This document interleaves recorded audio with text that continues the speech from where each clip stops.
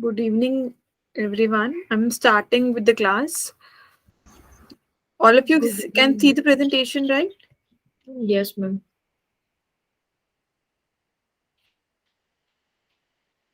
Ma'am, 101 slides are there. There. Yes, more than that, even more than that, because I'm going to teach from two presentations. ये कल Hmm. का pending वाला है. Hmm.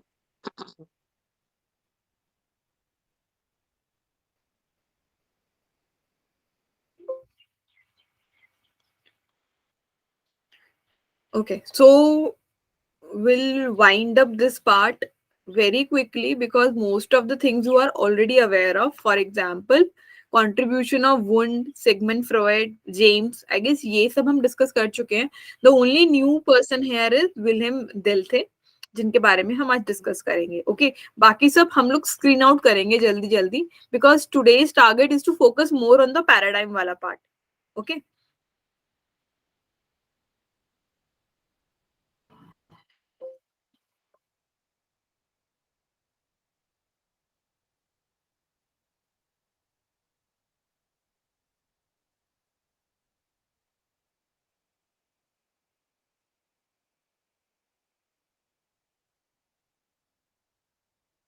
Okay, so this is as per your syllabus. They talked about four founding parts of academic psychology given by Wundt, Freud, James, and Dilthey.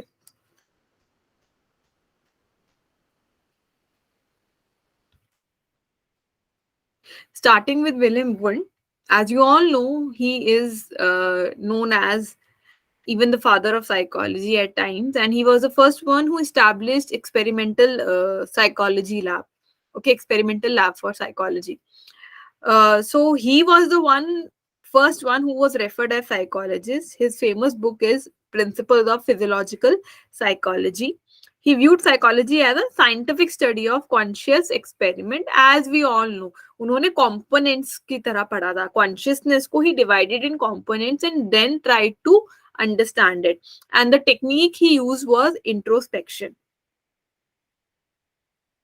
He opened his experimental psychology lab at University of Leipzig in Germany, and this was the first lab of psychology. And he was the one actually who separated psychology from philosophy in the initial days. And he studied various concepts.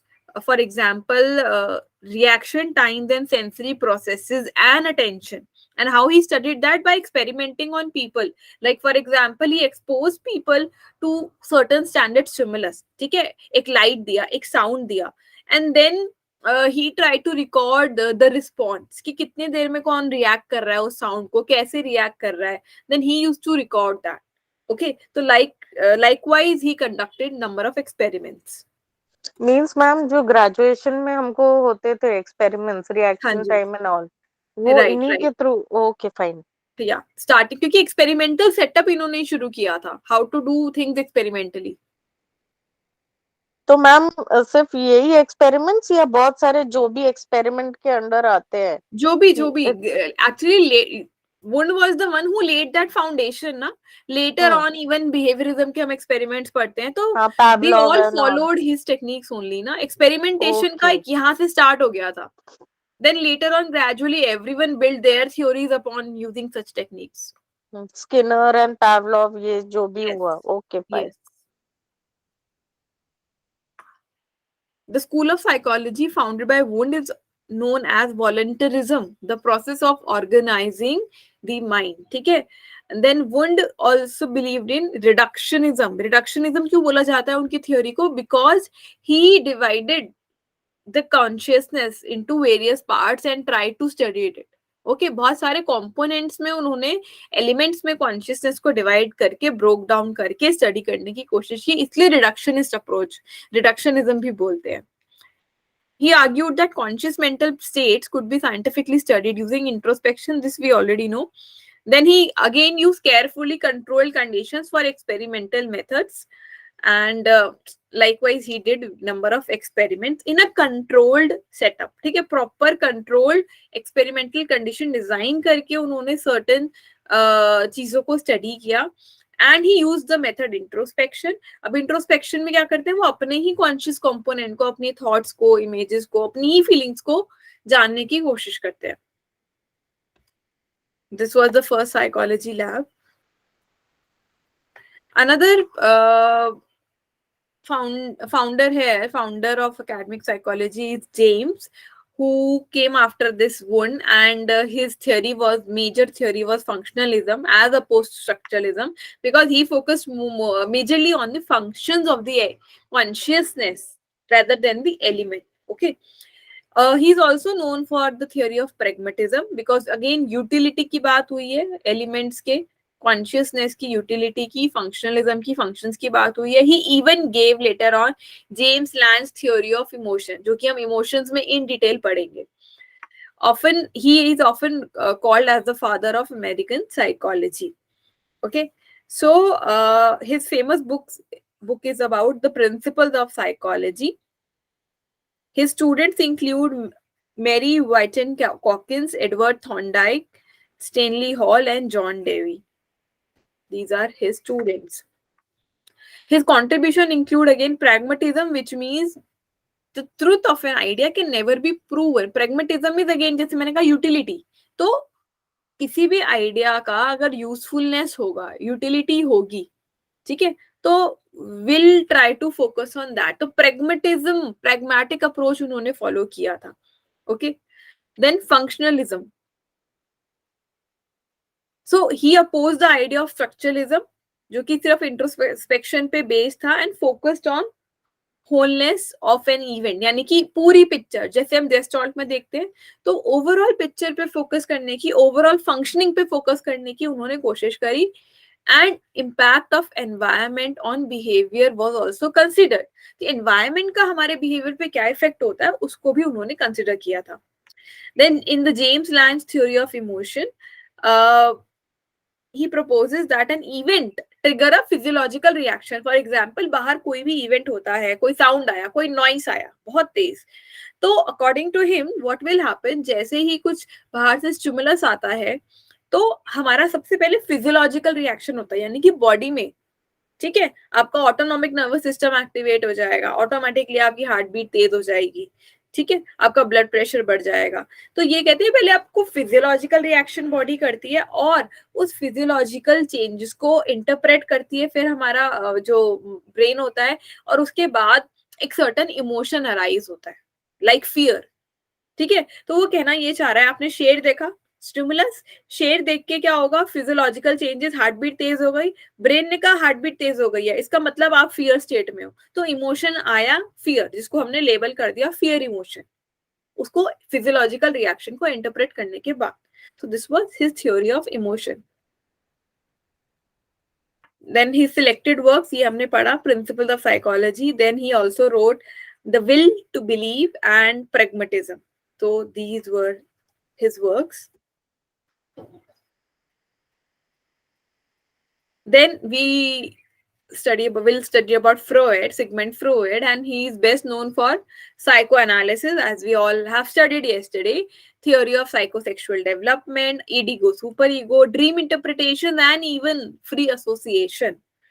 Okay, so unconscious motives, ये जो unconscious वाला scenario है, ये सारा Freud लेकर आए थे starting में, and even उनका interest hypnotism में भी था. Initially, he was actually interested in hypnotism to cure people suffering from hysteria and other diseases.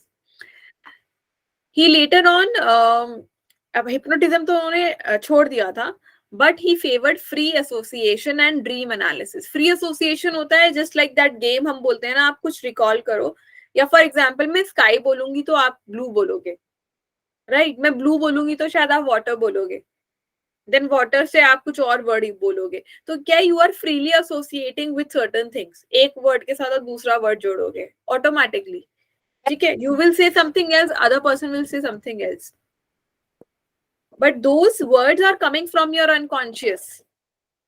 Okay, that is the concept of free association. जो आपके अंदर होगा वही ऊपर आएगा gradually, वही मन पे आएगा. And he even talked about analyzing the dreams. So according to him, even dreams are like are arising from our sub unconscious mind. Unconscious में जो हिडन डिजायर्स हैं वो ड्रीम में कन्वर्ट हो जाते हैं, ठीक है। So he are you asking something? Hello हाँ मैम, जी, फ्री एसोसिएशन इज अ मतलब एक गेम है that is also shown in a movie. या यस राइट मैम, वही है यस ना? यस हाँ हाँ। Yes, you are on the correct path, yes. तो उन्होंने फिर टॉकिंग क्योर की बात करी। अगेन इट इज अबाउट कि आप बात करेंगे, बात करते करते अनकॉन्शियस से कुछ ना कुछ चीजें तो बाहर आएंगी, चाहे फ्री एसोसिएशन मेथड फॉलो करो या आप अपने ड्रीम्स को डिस्कस करो, तो there must be certain unconscious hidden things which will come out. Okay, he was interested in treating hysteria, जिसको हम आजकल कन्वर्जन सिंड्रोम बोलते हैं। He called dreams royal road to the unconscious, and his book was The Interpretation of Dreams. He developed argument that unconscious exists and developed a method for gaining access to it. Unconscious होता है और method बनाया है कैसे हम उस unconscious तक पहुंच सकते हैं। So he even believed that even our childhood is like impacted by like various environmental event, या फिर सोसाइटी है, फैमिली है, या कोई ट्रोमैटिक इवेंट होता है, एक्सपीरियंस होता है बचपन में, how it actually affect us and later on it affects our personality development as well. Okay, तो बचपन में जो आपके कुछ अगर कुछ ट्रॉमेटिक इवेंट्स हैं तो क्या होता है, it it just stay there, it get repressed. हम उसको कभी दोबारा एक्सपीरियंस नहीं करना चाहते हैं, कभी उसको फेस नहीं करना चाहते हैं, किसी के साथ शेयर भी नहीं करना चाहते हैं, राइट? सपोज किसी के साथ चाइल्ड अब्यूज होता है, तो बच्चा क्या करता है, उस इवेंट को रिप्रेस कर देता है, अनकॉन्शियस में डाल देता है, डब्बे में बंद करके, right? And the child never wants to talk about it और शेयर इट विद एनीवन, वो उसको भूल जाना चाहता है। बट ये जो इवेंट है जो अनकॉन्शियस में बंद है, ये उसकी through out the life impact करता है, उसकी पर्सनालिटी को, उसके बिहेवियर को, उसकी थिंकिंग को। Okay, for example later on in life अगर चाइल्ड अब्यूज एक फीमेल चाइल्ड थी और किसी एल्डर मेल ने किया था उसके साथ, तो हो सकता है उसके लेटर ऑन पर्सनालिटी ऐसी हो कि वो बहुत ज्यादा सबमिसिव हो, डरी डरी रहती हो, ज्यादा बात करना पसंद ना हो उसको, या फिर एक नेगेटिव एटीट्यूड हो टूवर्ड्स द मेल। ओके, तो दिस कैन बी इस तरीके के बिहेवियर के पीछे कुछ रीजन होता है हमेशा, राइट? अगर कुछ एक्सट्रीम बिहेवियर हम देख रहे हैं जो कि नॉर्मल से अलग है, there must be certain unconscious reasons behind it, और जो कहीं ना कहीं हमारे बचपन से जिनका रिश्ता रहता है। So that was the concept given by Freud. So he gave various concepts, various new words like anal personality, libido, denial, ये जो हम डिफेंस मैकेनिज्म में पढ़ रहे थे, repression, catharsis, फ्रूडियन स्लिप जो जबान पर बात आ जाती है अनकॉन्शियसली, न्यूरोटिक, ये सब टर्म्स फ्रॉइड ने दिए थे। रिप्रेशन वी ऑल नो, जब अगेन जो जैसे मैंने अभी एग्जांपल दिया था, कुछ अगर फ्राइटनिंग पेनफुल इवेंट होता है तो we try to suppress it. Okay, and हमारे बिहेवियर का मेजर पार्ट हमारा अनकॉन्शियस माइंड गवर्न करता है। Ma'am catharsis? कैथारसिस हमने पढ़ा था कल ही फ्रॉइड के टॉपिक में, जब ओइडिपस कॉम्प्लेक्स वाला जो स्टेज था बॉयज का, है ना, तो वहां पे उसको कैथारसिस का डर रहता है। वहां पे मतलब सॉरी, कैथारसिस का डर कह रही हूँ, सॉरी, फादर की डर की वजह से कैथारसिस होता है। तो मैम कैथारसिस एग्जैक्टली समझा नहीं मुझे, कैथारसिस मतलब बहुत बार पढ़ा है बट अभी तक क्लियर नहीं है। कैथारसिस, पहले तो let me rectify my own words. Boy को ओइडिपस कॉम्प्लेक्स जो हम कल पढ़ रहे थे उसमें कैस्ट्रेशन एंजाइटी होता है, ठीक है? ओके, देन उस एंजाइटी की वजह से लेटर ऑन बॉयज और girls can be anyone in general, हम समझते हैं catharsis is that state when we like just vent out our emotions. हम बहुत रोते हैं, चिल्लाते हैं, एंड वी जस्ट लाइक होता है let go whatever we are going through, whatever we are feeling by yelling or crying badly. That is catharsis. Okay ma'am, It like is a kind अभी of जैसे release, emotional release. Okay, means जैसे अभी कोई therapy session चल रहा है तो उसमें अगर क्लाइंट बताते बताते अगर द पर्सन क्राइड और या तो फिर उसकी आवाज टोन बढ़ जाती है, Yes.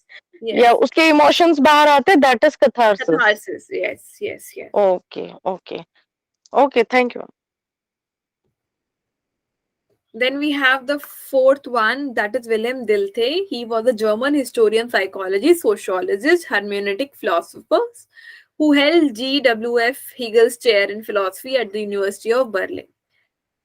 His research interests include questions of scientific methodology, historical evidence, history's status as a science. So, historical evidences पे उनका ज्यादा फोकस था, ठीक है, और हिस्ट्री को साइंटिफिकली कैसे प्रेजेंट किया जाए उस पे उनका ज्यादा ध्यान था. His work includes ideas concerning a descriptive and analytic psychology. He introduced distinction between explanatory psychology and descriptive psychology. Okay, so उन्होंने ये term दिया explanatory psychology, which is the study of psychological phenomena from a third person point of view, which involves subordination to a system of causality, while descriptive psychology is a discipline that attempts to explicate how different mental processes converge in the structural nexus of consciousness. अभी मैं उसको बताती हूँ. यहाँ पे दो terms use हुए हैं, explanatory psychology and descriptive psychology. ठीक है, एक्सप्लेनेटरी साइकोलॉजी में what he is talking about is it simply try to explain each and every event from the system of causality. उसका कॉज क्या रहा होगा, ठीक है, किसी भी इवेंट का क्या कॉजल इवेंट्स हो सकते हैं, क्या रीजंस हो सकते हैं, उसको एक्सप्लेन करना इन डिटेल, ABCD पॉइंटर्स, ठीक है, कि what can be the causal reasons of a certain thing if we are going through anything. जैसे अभी हम कैथारसिस डिस्कस कर रहे थे, तो हम उसको एक्सप्लेनेटरी साइकोलॉजी में कैसे डील करेंगे. Will try to dig into each and every cause and we'll try to give an explanation, what are the possible explanation, possible reasons for it. ठीक है, that will be part of explanatory. We are trying to give explanation for a certain event, for a certain psychological phenomena को हम explain करने की, reason देने की कोशिश कर रहे हैं. ठीक है, डिस्क्रिप्टिव साइकोलॉजी में क्या होगा, इट इज मोर ऑफ, यहाँ पे हम रीजन और एक्सप्लेनेशन की बात नहीं कर रहे हैं, जस्टिफिकेशन की बात नहीं कर रहे हैं. We are just trying to describe different events जो ऑलरेडी एग्जिस्ट करते हैं, वो कैसे किसी एक पर्टिकुलर स्ट्रीम से रिलेटेड हैं. जैसे हम बात कर रहे हैं कॉन्शियसनेस की, ठीक है, तो हमारा जो कॉन्शियसनेस है उसके बहुत सारे एलिमेंट्स हैं. जैसे हमने वुंड की बात पढ़ी, या जेम्स कहता है बहुत सारे फंक्शनल रोल्स हैं, ठीक है, but how different things streamline together, अगर हम बहुत सारी चीजों को कैटेगराइज करके एक साथ रखें कि कैसे वो एक पर्टिकुलर चीज को बिलोंग करते हैं. ठीक है, जैसे बहुत सारे व्हीकल्स होते हैं, कार है, बस है, ट्रेन है, लेकिन हम उन सबको किस में रखते हैं, एक व्हीकल की कैटेगरी में डालते हैं. ठीक है, एनिमल्स हैं, एनिमल्स इतने सारे टाइप के होते हैं हम, लेकिन उनको we put in a single heading animals. We try to describe each and every one from that animal perspective, various animals. ठीक है, तो वहां पे डिस्क्रिप्टिव की बात आती है, जब आप एक ही चीज को कन्वर्ज कर रहे हो. ठीक है, तो वहां पे, लेकिन अब जब डिस्क्रिप्टिव साइकोलॉजी की बात कर रहे हैं तो we deal mainly with our mental processes. ठीक है, और बहुत सारे मेंटल प्रोसेसेस जो हमारे माइंड में चल रहे हैं, हम उसको एक ही कॉन्शियसनेस के अम्ब्रेला के अंदर देखने की कोशिश करते हैं, समझने की कोशिश करते हैं, डिस्क्राइब करने की कोशिश करते हैं. That comes under descriptive psychology.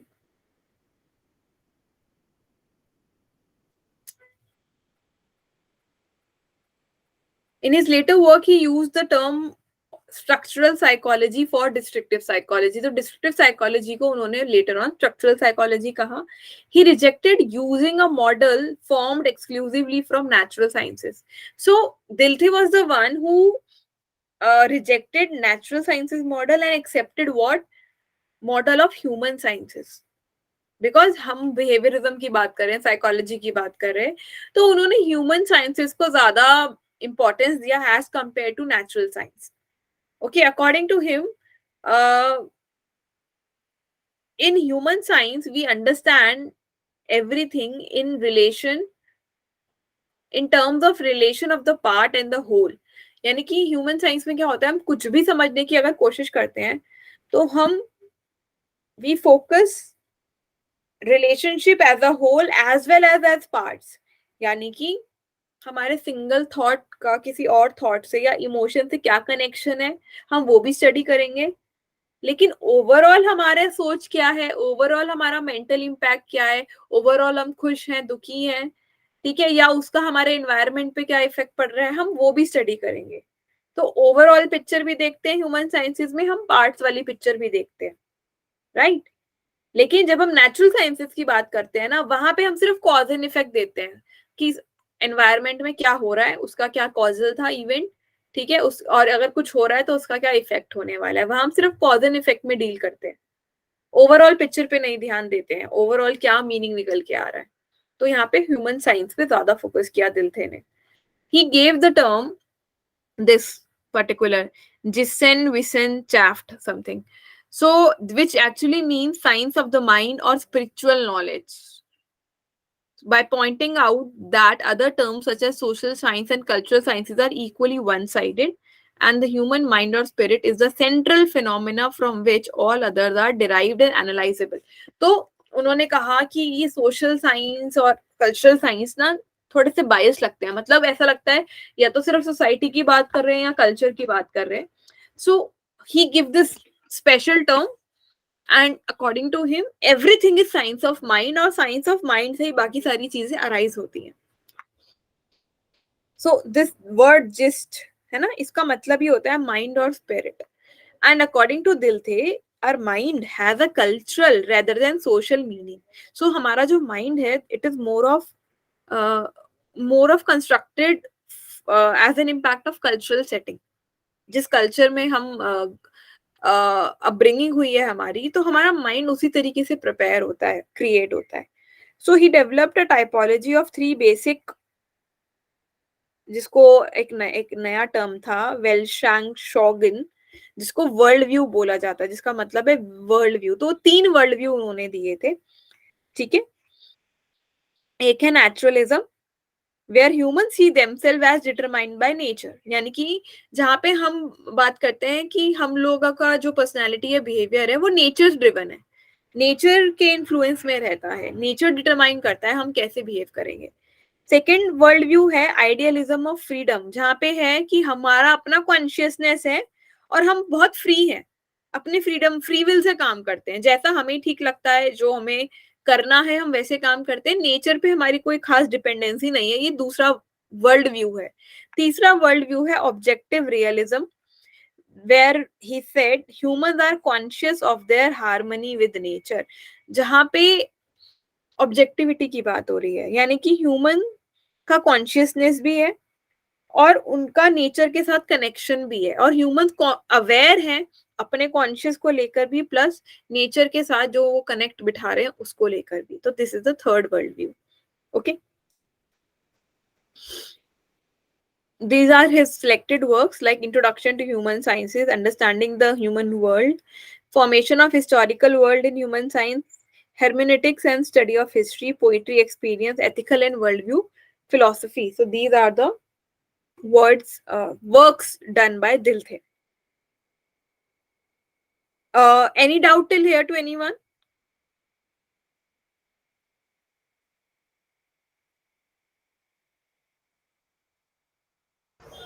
No, ma'am. No, ma'am. Okay.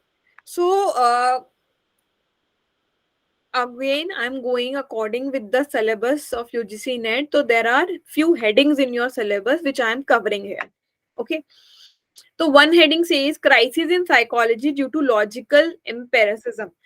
तो ये जो लॉजिकल एम्पेरिसिज्म फॉलो हो रहा था, like so called scientific approaches, उसकी वजह से साइकोलॉजी में क्या क्राइसिस आए, उसकी बात है ये, ठीक है. I guess ma'am meaning of empiricism, sorry, empiricism का मीनिंग एम्पेरिकल रिसर्च होता है ना, जो ऑब्जर्वेबल होता है, जिसको आप देख सकते हो, ऑब्जर्व कर सकते हो, टेंजिबल होता है. तो इन लोगों का यही मानना था ना शुरू में कि भाई जो दिखेगा, जो ऑब्जर्व करोगे आप उसी को स्टडी कर सकते हो, या जैसे हम बोलते हैं ना डेटा कलेक्ट करो और तभी आपकी रिसर्च ऑथेंटिक होगी। Okay ma'am, okay. है ना? तो इसकी वजह से साइकोलॉजी की दुनिया में क्या क्राइसिस आए थे, this is one of the topic. Okay, so this was an early 20th century philosophical movement. Sorry. It relied on observable events for knowledge, यानी कि जो आपको दिखेगा आप उसी को कंसिडर करोगे सॉरी, और किसी चीज को कंसिडर नहीं करोगे। ठीक है, what you can see, what you can actually held like tangibly, जिसको आप ले सकते हो, पकड़ सकते हो। ठीक है, नॉन ऑब्जर्वेबल इवेंट्स, आप क्या फील कर रहे हो मेडिटेशन के वक्त अंदर, it has no meaning for them. ठीक है, because non observable events can not be proved, so they believe on evidences, empirical evidences for everything. हर चीज का प्रूफ चाहिए, प्रूफ होना चाहिए, तभी वो साइकोलॉजी माना जाएगा। तो उन्होंने सारी फिलोसफिकल इंक्वायरी रिजेक्ट कर दी। लाइक सो फार हिस्ट्री से लेके अभी तक जितना भी फिलोसफिकल इंक्वायरी चल रही थी साइकोलॉजी की फील्ड में, तो लॉजिकल एम्पेरिज्म जब आया उन्होंने सब रिजेक्ट कर दिया। उन्होंने कहा जिसका सबूत मिलेगा उसी को हम मानेंगे, दैट्स इट। ठीक है, इसका क्या नुकसान हुआ? Firstly they try to follow some ideal perfect standard of scientific methodology. This become too unrealistic, because अगर आप साइंस की भी बात कर रहे हो या हम स्टैटिस्टिक्स की बात करते हैं, हम डेटा कलेक्शन की बात कर रहे हैं, even that is so imperfect. Okay, everything is like, आप हाँ आप कुछ अप्रोक्सीमेट कोशिश कर सकते हो, बट 100% तो कहीं पे भी नहीं होता है, राइट? तो even that was too an unrealistic कि आप सोलली उसके ऊपर रिलाय कर रहे हो। Secondly, second weakness is positivism lack of empathy, यानी कि पॉजिटिविज्म में इतना एविडेंस ओरिएंटेड, डेटा ओरिएंटेड हो गया कि वो सूखा सूखा हो गया। सूखा सूखा कहने का मतलब ये है कि लोग क्या फील करते हैं, क्या महसूस कर रहे हैं, सब्जेक्टिव फीलिंग्स क्या है लोगों की, इंडिविजुअलिटी कैसे आ रही है लोगों में, डिफरेंसेस कैसे क्रिएट हो रहे हैं, उसको तो नलीफाई कर दिया इन्होंने, उसको स्टडी ही नहीं किया। एम्पैथी उन्होंने बिल्कुल भी, मतलब एम्पैथी को इंपॉर्टेंस नहीं दिया, राइट? तो सिर्फ डेटा के बेस पे या ऐसे सो कॉल्ड एविडेंसेस के बेस पे study was quite dry. Positivism को लोअर लेवल ऑफ प्रिडिक्शन और एक्यूरेसी का लेवल मिला, बिकॉज बिकॉज अगेन जो मैं बात कर रही थी यहाँ पे, सब्जेक्टिविटी को 100% इग्नोर करने की कोशिश करी उन्होंने। तो दैट डजंट मीन आप स्टैट्स फॉलो कर रहे हो तो आपका जो 100 रिजल्ट है वो बहुत एक्यूरेट होगा और वो एप्लीकेबल होगा सबके ऊपर। ठीक है, another major weakness is failure to take sufficient account of, again same बात लिखी है, सब्जेक्टिविटी को इग्नोर कर दिया। नाउ ये लॉजिकल एम्पेरिसिज्म की बात हुई। अब Indic influences on modern psychology, तो ये जो सो कॉल्ड मॉडर्न साइकोलॉजी था जहाँ पे एविडेंसेस की बात हो रही थी, वहां पे इंडिया का क्या क्या इन्फ्लुएंस पड़ा है। ठीक है, मॉडर्न साइकोलॉजी में इंडिक इन्फ्लुएंसेस क्या क्या रहे हैं अभी तक। तो देर आर 5 मेजर एरियाज जहाँ पे इंडिक इन्फ्लुएंसेस हम देख सकते हैं एकेडमिक साइंस में। First is philosophical foundation, as you all know, in like our Indian or Asian countries are rich in philosophical foundation, rich in philosophies, various philosophies of life, right? Which actually deals with consciousness, consciousness क्या है, कैसा है। अगर हम योग की बात करें तो वहां पे चित्त की बात हुई है, मन के डायमेंशंस की बात हुई है, और ये सब हम इंडियन साइकोलॉजी में पढ़ भी चुके हैं। तो we have very strong philosophical foundation. Epistemology and methods of subjective inquiry, तो इंडियन ट्रेडिशन में यहाँ पर हमारी स्टडीज में सब्जेक्टिविटी को काफी इंपॉर्टेंस दी गई है। ठीक है, everyone has their subjective unique experiences and that techniques are there जिसके थ्रू हम उनको भी समझ सकते हैं, वैलिडिटी दे सकते हैं। इंट्रोस्पेक्शन हमारे में भी एक मेजर टेक्निक माना जाता है, ठीक है, जिसके थ्रू कॉन्शियसनेस को समझा जा सकता है। Thirdly, theories of self and personality, they are very prominent. जैसे त्रिगुणा की पर्सनालिटी, त्रिगुणा पर्सनालिटी है हमारे में इंडियन, उसमें सेल्फ कॉन्सेप्ट पे तो पूरा इंडियन साइकोलॉजी बेस्ड है। हम स्टार्टिंग से पढ़ रहे हैं, self realisation is the main goal, right? Special areas of psychology like like जैसे इमोशंस है, तो हमारे इंडियन ट्रेडिशन में भी थ्योरी ऑफ भाव है, रस है, हमारे यहाँ अलग से इमोशंस स्टडी करे गए हैं। लैंग्वेज, मोटिवेशन, ह्यूमन डेवलपमेंट, इन सब टॉपिक्स के ऊपर इंडिया में काम हुआ है। हमारे फिलोसफिकल जो एस्पेक्ट्स हैं या ग्रंथ हैं, ठीक है, scriptures are they have do have enriched knowledge about certain things, ठीक है। या फिर हम आयुर्वेद की बात करते हैं, चरक संहिता की बात करते हैं, तो हेल्थ से रिलेटेड काफी इंफॉर्मेशन भी ऑलरेडी है। देन अप्लाइड साइकोलॉजी की बात करें अगर, तो अगेन योगा, जिसका आज हर जगह एप्लीकेशन होता है, yogic techniques, yogic insights, it actually revolutionized the psychotherapy and education.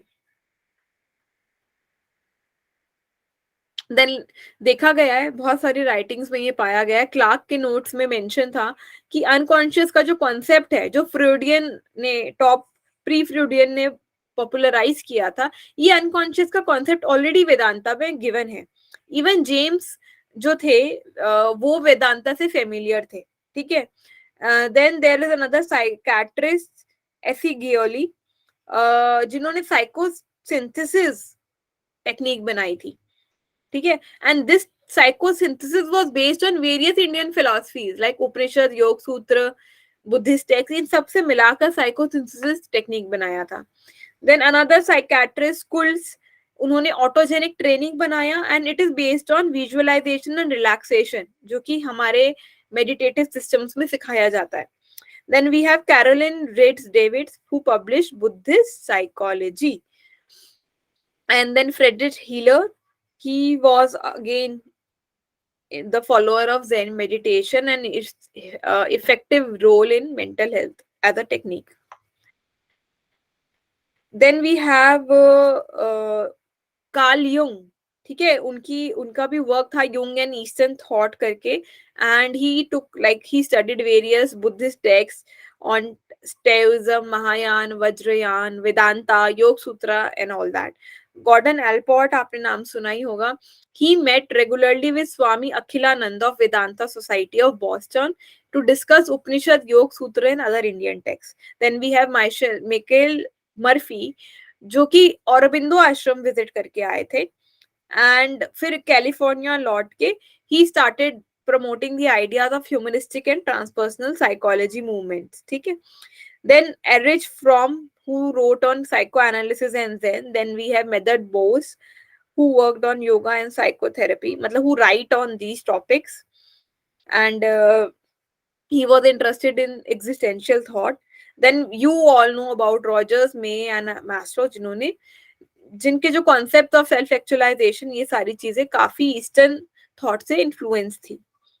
Then 1969 में ट्रांसपर्सनल साइकोलॉजी मूवमेंट स्टार्ट हो गया। Altered State of Consciousness was published by Charles Start. Then Claudio Naranjo began writing Gestalt therapy and Buddhist meditation. Robert Ornstein published Psychology of Consciousness, incorporate ideas from Sufism, Buddhism, Taoism, Hinduism. Then Alan Weinstock, he wrote about evolution of consciousness and psychotherapy. Then Daniel Goleman wrote, editor of Psychology Today, and he wrote variety of meditative experiences. So he wrote about various meditative experiences. So these were all about the Indic influences. Any doubt to anyone till here?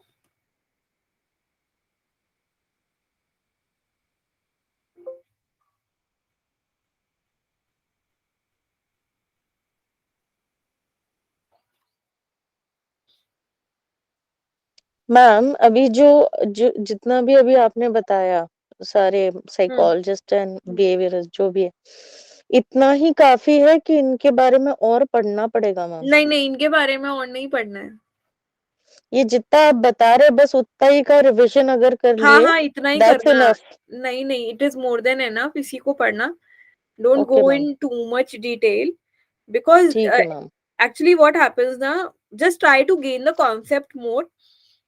और अगर किसी philosopher का नाम भी पढ़ रहे हो और अगर उसका काम का नाम भी याद नहीं रहता है, तो जस्ट मेक अ कनेक्शन कि हाँ उसने एटलीस्ट इंडियन पे काम करा है, कि कॉन्शियसनेस के फील्ड में काम करा है, तो थोड़ा कीवर्ड की तरह उसको याद करने की कोशिश करना, ठीक है। Okay I am most of the time I am in favour कि आप फैक्चुअल नॉलेज पे बहुत ज्यादा एनर्जी मत लगाओ, है ना, रेदर यू डिटेल में वर्क ऑन, नहीं जाना है ना, हाँ, rather you work on the concepts more, detail में नहीं जाना है, डीप में नहीं नहीं नहीं नहीं, जाना है। जहाँ पे फैक्चुअल स्टफ है, क्वेश्चंस आते हैं फैक्चुअल स्टफ से, hmm, but again majority of your question paper is based on conceptual stuff, okay. So जितना आप पढ़ सकते हो फैक्ट्स उतना ही पढ़ो, उतना ही रिटेन करो, लेट्स लीव इट। अगर पेपर में भी आ जाता है तो don't worry, because again I have said ना कि भाई 25 क्वेश्चन आप छोड़ सकते हो,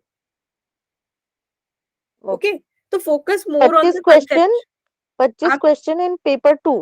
paper 2, yes, okay okay. Right. मैं ये नहीं कह रही छोड़ के ही आना है, but I am just trying to, I am हाँ, जस्ट अगर ट्राइंग टू से 25 कि भाई आपको नेट जेआरएफ निकालने के लिए 200 नंबर भी बहुत हो जाते हैं, है ना, अनटिल अनलेस हाँ आपकी कट ऑफ में कुछ ज्यादा ही उतार चढ़ाव ना हो जाए, अदरवाइज 200 210 220 तक मैक्सिमम इतने में जेआरएफ निकल जाता है, समझ रहे हो, राइट। तो आप 50 नंबर का पेपर, 25 मीन्स 50 नंबर, यानी कि 2.5, मैं बात कर रही हूँ कि आप बाकी नंबर तो आपके पास ही हैं, ठीक है। Okay I am okay, just saying कि 50 मार्क्स का फ्लेक्सिबिलिटी रहता है आपके पास, ठीक है मैम, ठीक है। तो spend your energy wisely.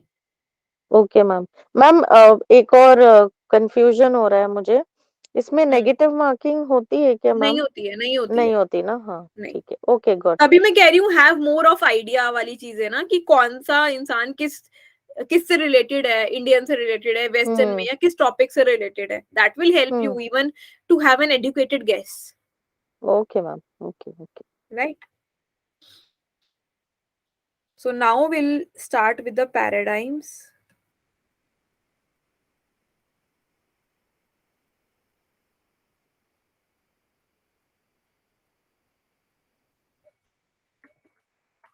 Okay, so we'll study about the paradigms of Western psychology. This we have discussed before, but still we'll have a brief overview. What is a paradigm? It is a way to see something. It is a perspective, right? So it is a common set of belief and agreement shared between scientists how a problem should be addressed and understood. किसी problem को आप किस नजरिए से देख रहे हो, that is a research paradigm, ठीक है। एक रिसर्च पैराडाइम को आप किस पर्सपेक्टिव से स्टडी करना चाहते हो, कैसे देख रहे हो, that is your research paradigm. So again, this is just to explain the paradigm, knowledge paradigm.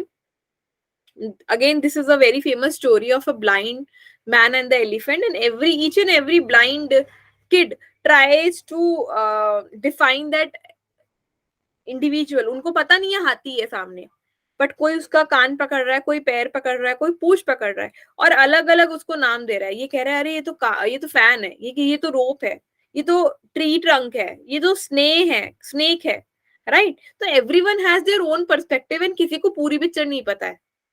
It is like that. Research भी ऐसे ही होती है, हम उसका थोड़ा थोड़ा पार्ट पकड़ते हैं और हमें लगता है ये है वो है, बट पूरी पिक्चर के लिए we have to combine all the researches together. So, research paradigm can be categorized into three parts: ontology, epistemology, and methodology. Ontology deals with the reality. What is the reality? Epistemology deals with how do we know something. उस reality तक हम उसको क्या, एक तो वो reality क्या है exactly, और उसे हम उस तक पहुंच कैसे सकते हैं, that is epistemology. And methodology is about the whole procedure to reach that. उस सच्चाई तक पहुंचने का जो एक्चुअल रास्ता है, जो पाथवे है, वो मेथोडोलॉजी में कवर होता है. Okay, so ontology is about nature of our beliefs about reality. What is the so called reality, हमारी रियलिटी क्या है, ठीक है, हम जो लेके चल रहे हैं पर्सपेक्टिव वो क्या है, जिसको हमें वेरीफाई करना है. Then epistemology, that studies the nature of knowledge and process. Knowledge का नेचर क्या है, उस रियलिटी का नेचर क्या है, and process by which knowledge is acquired and validated. तो आप इसको कैसे वैलिडेट कर सकते हो, एक्वायर कर सकते हो. इसको अगर आप अपनी रिसर्च के साथ जोड़ के देखें तो you will get it better. Suppose आपने एक हाइपोथेसिस बनाया है, है ना, impact of yoga and on wellbeing, impact of yoga on wellbeing. तो वो अभी आपकी रियलिटी है, आपका पर्सपेक्टिव है, that you want to check, this is your reality, आपको लगता है योगा का वेलबींग पे इफेक्ट पड़ता होगा, this is your reality. Then इसको आप चेक कैसे कर सकते हो, तो वो जो इस नॉलेज को अटेन कैसे कैसे आप करोगे, ठीक है, बहुत सारा टेक्स्ट पढ़ोगे, रिव्यू करोगे, वेलबींग के बारे में स्टडीज देखोगे, योगा कैसे काम करता है उसके पूरा फिनोमिना आप स्टडी करोगे, तो वो जो पूरी नॉलेज आप गेन करोगे और उस नॉलेज को वैलिडेट करोगे, हो सकता है जाके आप लोगों से बात करो, एक्सपर्ट से ओपिनियन लो, राइट। तो ये सारा एपिस्टेमोलॉजी का पार्ट है। देन मेथडोलॉजी, आप इसको कैसे प्लान करोगे कि पूरा आउटपुट भी आए और लोगों तक जा भी पाए, ठीक है, तो उसको आप पूरा एक हाइपोथेसाइज करते हो, यू डिजाइन कि आप ऐसे मेथडोलॉजी लाइक सैंपल लोगे, डेटा कलेक्ट करोगे, इंटरव्यूज करोगे, उसके बाद आप पूरा राइट अप लिखोगे, तो the whole procedure of planning and writing and conducting your study is your methodology part, ठीक है। Then we have scientific paradigm. First number 1 is positivism, हम पहला पैराडाइम पढ़ रहे हैं वेस्टर्न साइकोलॉजी में, that is positivism. This was adopted by David Hume's theory of nature of reality. He believed in the use of senses to generate knowledge about realities, यानी कि scientific method की बात होती है। तो पॉजिटिविज्म क्या करता है, again it talks about what you can observe through your senses, और जो आप अपनी आंखों से देख सकते हो, कानों से सुन सकते हो, वही रियल है, वही साइंटिफिक मेथड है। तो वो सारी नॉलेज अपने सेंसेस के थ्रू जनरेट करते हैं, that is positivism. He adopted positivism adopted Rene Descartes epistemology. René Descartes जो हमने पढ़ा था उनके बारे में, तो उनकी थ्योरी ऑफ नॉलेज को ये लोग अडॉप्ट करते हैं। He believe that reason is the best way to generate knowledge about reality. तो आप कोई भी नॉलेज जनरेट करना चाहते हो, उसका बेस्ट तरीका है रीजनिंग। आपके पास कोई वैलिड रीजन, कोई तर्क होना चाहिए to generate a specific knowledge about any particular thing, ठीक है। अगर आप कोई हाइपोथेसिस बनाते हो रिसर्च में, आप ऐसी थोड़ी बना लेते हो, there must be some logic ना। अगर हम योगा का इम्पैक्ट देखना चाह रहे हैं, इसका मतलब हमने देखा है शायद ये अपनी आंखों से, we have studied about it, या हमने ऑब्जर्व किया है सोसाइटी में कि योगा करके लोग फायदा कर रहे हैं, फायदा पा रहे हैं, right. There must be some reason, some logic behind it. The positivist paradigm assert real events can be observed empirically and explained logical analysis. आप देख सकते हो उनको empirically और logically analyze भी कर सकते हो, okay? So it is all about validation of a scientific theory. तो जो भी नॉलेज की हम बात कर रहे हैं वो साइंटिफिक होनी चाहिए, वैलिडेट होनी चाहिए साइंटिफिकली, थ्योरी बेस्ड प्रिडिक्शन होने चाहिए, यानी कि पहले पूरा रिव्यू कर लिया है, थ्योरी स्टडी कर ली है, आपको लगता है ये जो आप कॉन्सेप्ट डिजाइन करना चाह रहे हो, हाइपोथेसाइज करना चाह रहे हो, इट विल मेक सेंस, तो ये सारे फैक्टर्स उसमें कवर होने चाहिए। It emphasizes on micro level experimentation in lab like experiment. तो पॉजिटिविज्म ने भी एक्सपेरिमेंटल मेथड को ज्यादा प्रमोट किया।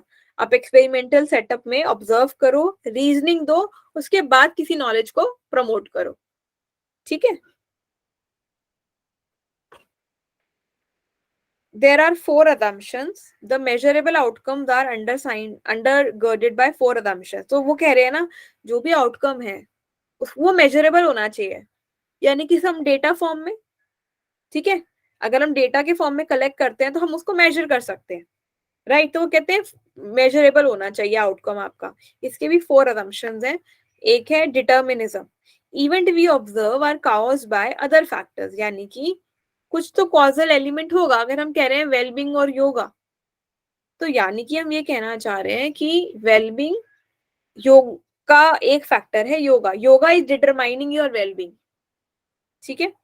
एम्पेरिसिज्म, यानी कि कुछ वेरीफाइबल एम्पेरिकल डेटा होना चाहिए। फॉर एग्जाम्पल, आपने जाके उन सब लोगों को स्टडी किया जो डेली योगा करते हैं और उन सबका मेंटल हेल्थ क्वेश्चनर भी भरवाया, तो आप क्या कर पा रहे हो, आप एक वेरीफाई एम्पेरिकल डेटा गैदर कर रहे हो।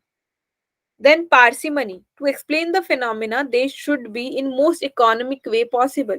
तो जो भी आप बता रहे हो, phenomena स्टडी कर रहे हो, वो इकोनॉमिक भी होना चाहिए, कोई हाई लेवल स्टडी नहीं है कि गवर्नमेंट ही आपको फंड करेगी, ठीक है। तो whatever you are studying वो इजीली और फीजिबल भी होना चाहिए, आपकी जगह कोई और भी उसको कंडक्ट कर पाए। देन जनरलाइजेबिलिटी, ऐसा नहीं है जो आप काम कर रहे हो वो एक योगा वाले पर्सन के लिए, या अगर मैं योगा कर रही हूँ तो सिर्फ मेरे लिए वैलिड है, ऐसा नहीं होना चाहिए।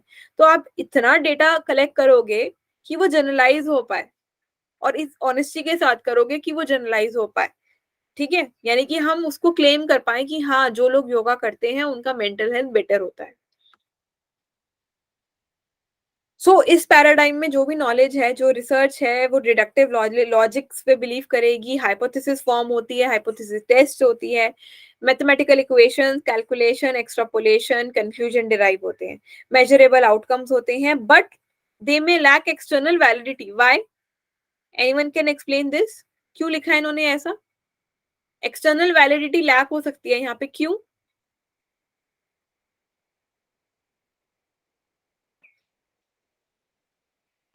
मैम क्योंकि उसको हम जनरलाइज नहीं कर पाएंगे। क्यों नहीं कर पाएंगे?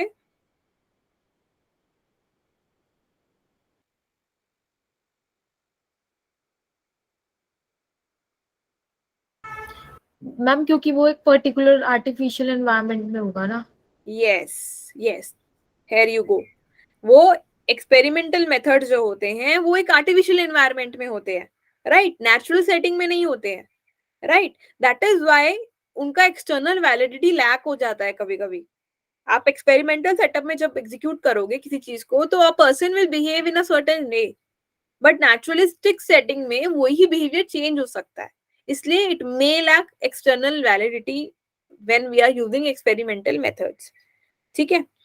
So generally positivist paradigm is validated by internal validity, external validity, reliability, objectivity। फिर भी कोशिश की जाती है इन चारों चीजों का ध्यान रखने की। So these are the methodologies of positivism: experimental methodology, quasi-experimental, correlational, causal comparative, randomized control trial, survey research। तो हम रिसर्च में जितना भी काम करते हैं ना, ये जो मेथोडोलॉजी हम पढ़ते हैं ये वाली, ये सब पॉजिटिविज्म की पार्ट है। each and every research method that we study ना, एक्सपेरिमेंटल वाले जितने भी हैं ये सारे पॉजिटिविज्म के पार्ट हैं। कैरेक्टरिस्टिक्स ऑफ पॉजिटिविस्ट पैराडाइम, ये यूनिवर्सल होते हैं, ठीक है। जनरलाइजेशन, इनके अकॉर्डिंग जनरलाइजेशन बनाया जा सकता है। कॉन्टेक्स्ट इंपॉर्टेंट नहीं है फॉर देम, बिकॉज वो क्या कर रहे हैं, जनरलाइज करने की कोशिश कर रहे हैं, ठीक है। इंडिविजुअल डिफरेंसेस पे फोकस नहीं है उनका, सब्जेक्टिविटी को इग्नोर कर देते हैं, और जो भी ट्रुथ है या नॉलेज है वो रिसर्च के थ्रू डिस्कवर हो सकती है। कॉज एंड इफेक्ट उनके लिए बहुत इंपॉर्टेंट है, डिस्टिंग्विशेबल है, सेपरेबल है, हम फिगर आउट कर सकते हैं, स्टडी कर सकते हैं क्या कॉज है क्या इफेक्ट है, हम क्वांटिफाई कर सकते हैं अपने रिजल्ट्स को। Theory can be used to predict and to control outcomes. हम थ्योरी के बेसिस पे एक हाइपोथेसिस बनाते हैं, ठीक है, आउटकम देखते हैं, आउटकम में भी हम क्या करते हैं, एक प्रॉपर हाइपोथेसिस बना देते हैं डायरेक्शनल वाली, कि ये योगा ज्यादा होगा तो वेलबींग ज्यादा होगा, राइट। तो वो सब थ्योरी के बेसिस पे हम प्रेडिक्शंस करते हैं। Scientific method of investigation follow, testing of hypothesis done, empirical analytical approaches, objective search for fact, observe, we try to observe knowledge, and application of scientific method to establish universal theory of social behavior. So these are the various features of positivist paradigm, and this is again just in brief, it is just similar to our research methodology।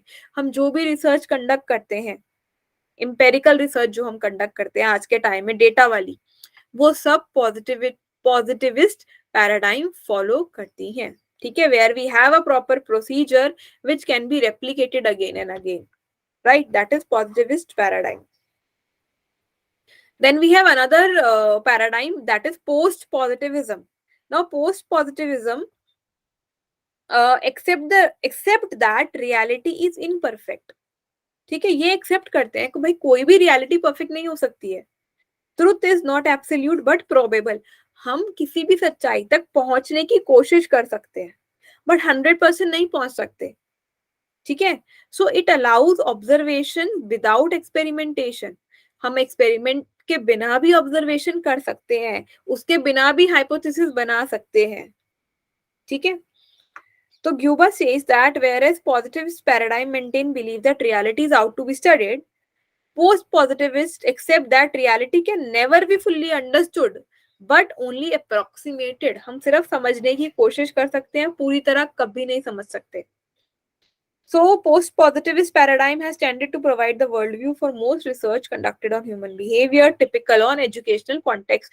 तो हमारी maximum researches post-positivist views पे भी हुई हैं, ठीक है. It recognizes that all observation is fallible and has error. हम कुछ भी ऑब्जर्व कर रहे हैं ना, उसमें कहीं ना कहीं बायस आ ही जाता है. तो ऑब्जर्वेशन भी 100% ट्रू नहीं होता है हमारा, ठीक है. तो जो भी थ्योरी एक बार बनती है, ऐसा नहीं है वो पत्थर की लकीर है.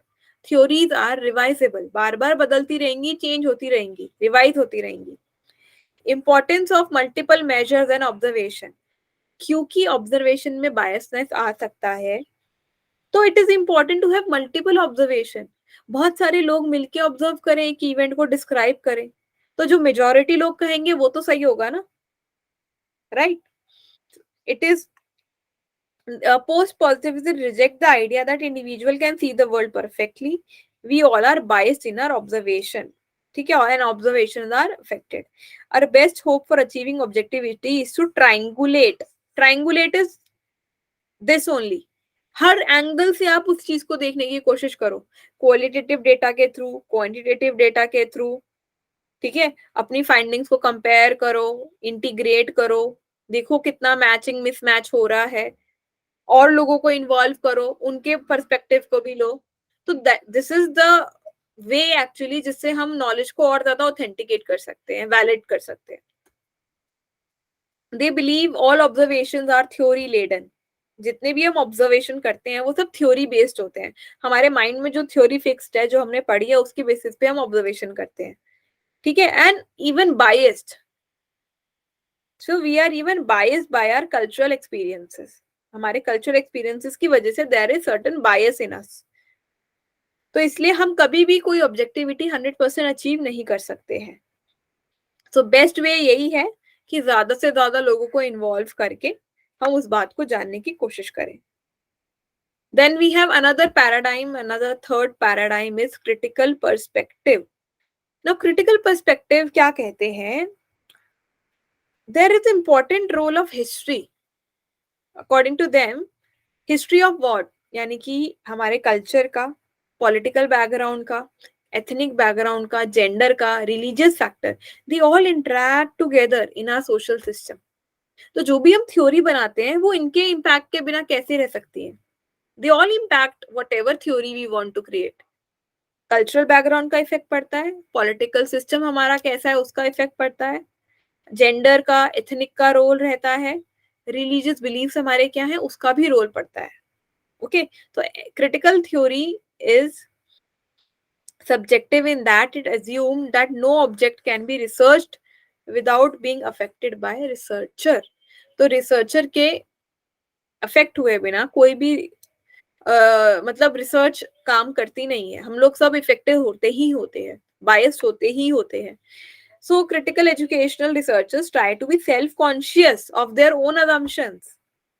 तो ये कहते हैं हमें बहुत सेल्फ कॉन्शियस होने की जरूरत है एज अ रिसर्चर, कि हमारा कोई पॉइंट ऑफ व्यू, क्या वो कल्चरल बायस्ड है, क्या वो जेंडर बायस्ड है, हम कैसे न्यूट्रली उसको पोर्ट्रे करें. No one is confused concerning the epistemological and political baggage they bring with them to the research site. तो हमारा जो भी बैकग्राउंड है उसका बैगेज हमें अपनी रिसर्च में लेके नहीं आना है, और ये सिर्फ हम सेल्फ कॉन्शियस होके ही एंश्योर कर सकते हैं. Then we have this social operation, conflict, struggle, power structures.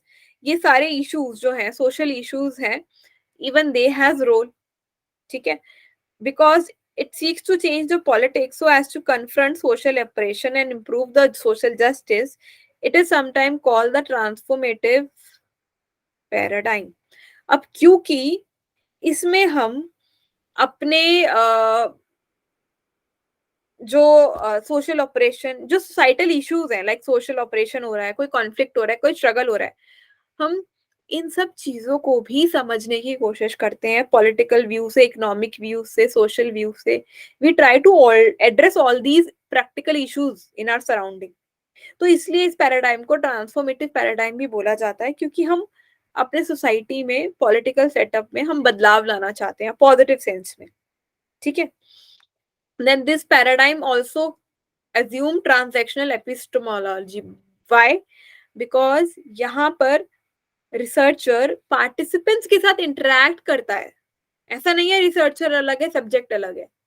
वो आपस में इंटरैक्ट करते हैं, उनके बैकग्राउंड को जानने की, समझने की कोशिश करते हैं, डायलॉग कैरी आउट करते हैं, उनके कल्चरल नॉर्म समझने की कोशिश करते हैं, वो ऑपरेशन सोसाइटी में क्यों दबा हुआ महसूस कर रहे हैं ये जानने की कोशिश करते हैं. So there is a sort of transaction going on between the researcher and the participants.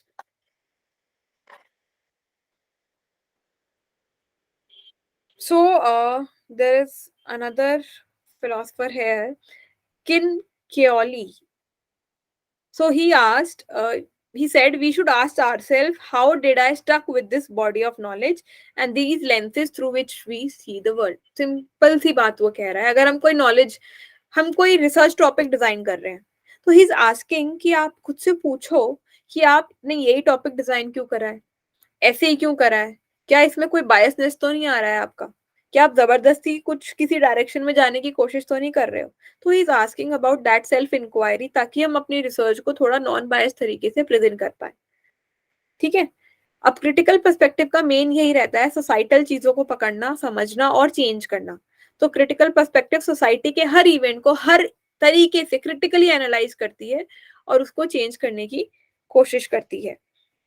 It try to bring to light the belief actions that limit human freedom with ultimate aim of transforming the situation. This we have studied. Again, Guba and Lincoln, they said the inquirer is cast in the role of instigator and the facilitator. यानी कि वही वाली बात है, researcher जानने की कोशिश भी करेगा, इंक्वायरी भी करेगा, बट उनको सपोर्ट भी करेगा, फैसिलिटेट भी करेगा, हेल्प भी करेगा चेंज होने में. ठीक है. अगर हम देख रहे हैं सोसाइटी में कोई दबाव है, सप्रेस्ड है, तो हम उनको जानेंगे, समझेंगे भी, और प्लस उनकी मदद भी करेंगे उस चीज से निकलने में. ओके. इसलिए यहाँ इसको कोलैबोरेटिव अप्रोच भी कहा गया है, जहां रिसर्चर सब्जेक्ट के साथ कोलैबोरेट करता है और सब्जेक्ट्स भी रिसर्चर की मदद करते हैं क्वेश्चंस बनाने में, रिसर्च के, डेटा कलेक्शन में, एनालिसिस के वक्त. सर्टन मेथोडोलॉजीज जो क्रिटिकल पर्सपेक्टिव में फॉलो होते हैं, critical ethnography, critical discourse, action research. Action research वही सोसाइटी में जो इशू है उसको पकड़ो और उस पर डायरेक्ट काम करो, उसका सोल्यूशन पे काम करो. क्वालिटेटिव डेटा ज्यादा इसमें जनरेट होता है. ठीक है.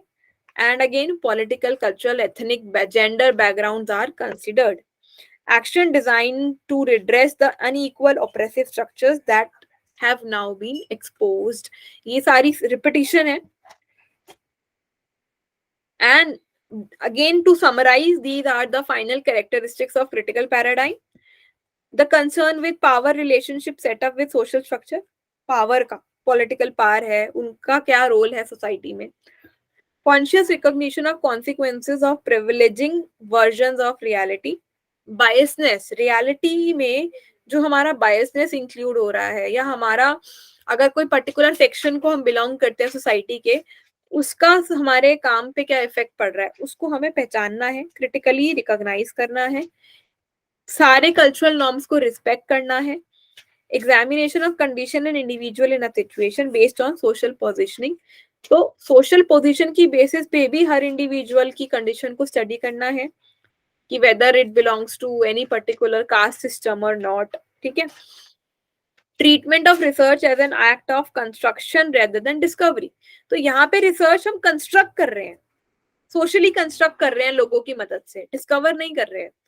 Central focus of research efforts on uncovering agency which is hidden by social practices leading to liberation and emancipation. तो मेन फोकस रहेगा कि कौन है वो पर्टिकुलर एजेंसी, कौन है, मतलब जो इन सब चीजों को इन्फ्लुएंस कर रही है, कैसे ये चीजें काम कर रही है, मेन एक्टिंग फोर्स क्या है.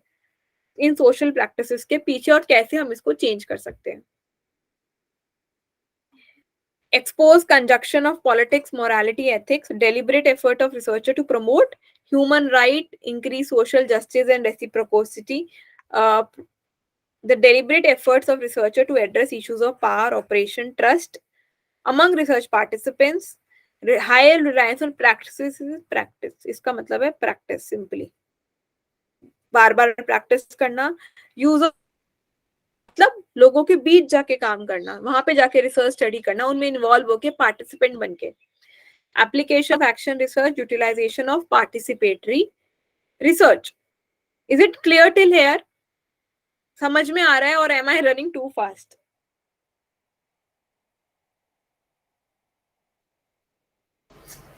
मैम आ रहा है समझ में. समझ आ रहा है ना? ठीक है. Another paradigm here is, I guess this is the last paradigm, is social constructionism. Okay. So this talks about how things are socially constructed. Again, हमारे लाइफ में सोसाइटी का मेजर क्या इन्फ्लुएंस पड़ रहा है, हमारे रिलेशनशिप्स का सोसाइटी के साथ हमारे ऊपर क्या इन्फ्लुएंस पड़ रहा है. It sees language, communication and speech has central role in our interactive process through which we understand the world and ourselves. तो लैंग्वेज का और कम्युनिकेशन का या स्पीच का भी हमारे सोच पे बहुत असर पड़ता है, हमारे बिहेवियर पे असर पड़ता है. ठीक है. Decide to concentrate on investigating the social influences on communal and individual life. Again, social influences की बात हो रही है. Anthropologist जिसको कल्चर बोलते हैं, सोशियोलॉजिस्ट जिसको सोसाइटी बोलते हैं, तो सोशल कंस्ट्रक्शनिज्म इन सब में इंटरेस्टेड है कि इन सबका साइकोलॉजिकली हम पे क्या इफेक्ट पड़ता है. According to McLeod, there are several features of social constructionism. पहला, it reject traditional positivistic approach, जो हमने सबसे पहले पढ़ा था ना, जो सिर्फ एम्पेरिकल चीजों में बिलीव करता था. ठीक है, उसको ये रिजेक्ट करते हैं. It take a critical stance in relation to taken for granted assumptions about the social world. तो सोसाइटी को लेके जो हमारे पुराने ग्रांटेड assumptions है ना, ऑलरेडी डिसाइडेड कि हाँ ये ऐसा ऐसा होता है, उसको ये लोग चैलेंज करते हैं. ठीक है. Then social constructionists uphold the belief that the way we understand the world is a product of historical process of interaction and negotiation between the people. तो जो आज हमारी समझ है ना किसी भी चीज को लेके, किसका रिजल्ट है वो? भाई हमारा पूरा हिस्ट्री इन्वॉल्व है उसके अंदर. ठीक है. हिस्ट्री में कैसे लोगों के साथ नेगोशिएट हुआ है, इन्वॉल्वमेंट हुई है, आपस में इंटरेक्शन हुई है, चाहे हम रिलीजियस कॉन्फ्लिक्ट को ले लें या ब्रिटिशर्स हमारी सोसाइटी में आए थे उसको ले लें, उन सब का इम्पैक्ट आज भी हमारी मेंटालिटी में दिखता है. ठीक है. सो कुछ लोग बहुत एक्सट्रीम हेटरिज्म पोर्ट्रे करते हैं कि बिल्कुल भी कुछ भी फॉलो नहीं करना है, जो चीज ब्रिटिशर्स छोड़ के गए हैं कुछ फॉलो नहीं करना है, एक्सट्रीमिस्ट. और कुछ लोग बिल्कुल ही उसके ऑपोजिट फॉलो करते हैं कि नहीं, हमें इतना ज्यादा इन्फ्लुएंस है वो वेस्टर्न मेंटालिटी से कि उनको सुपीरियोरिटी कॉम्प्लेक्स, इंफीरियोरिटी कॉम्प्लेक्स होता है, दूसरों को इंफीरियर ट्रीट करते हैं, खुद को सुपीरियर ट्रीट करते हैं. तो these are two extreme blocks. I am just trying to say कि हमारा जो भी हिस्टोरिकल प्रोसेस रहा है उससे हमारा साइकी इफेक्ट होता है, हमारी समझ सोसाइटी को लेके इफेक्ट होती है.